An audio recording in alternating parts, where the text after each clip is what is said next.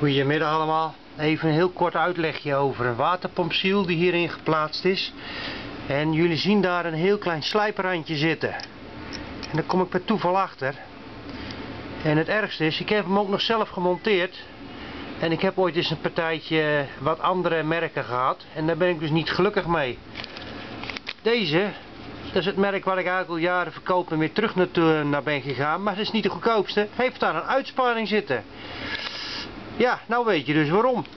Maar waarom loopt hij daar aan? Hij loopt daarop aan. Daar zie je een heel klein piekje zitten. Het heeft gelukkig geen schade opgeleverd. Sterker nog, hij is nog waterdicht. Maar ik ga hem er wel uitgooien en ik zet er een nieuw in. Per toeval kom ik hierachter. Ik ben blij dat ik het gezien heb. Klaas, dat gaat dus om jouw motorblok. En we zijn er dus mee bezig. Dus even een heel kort filmpje. Tot later!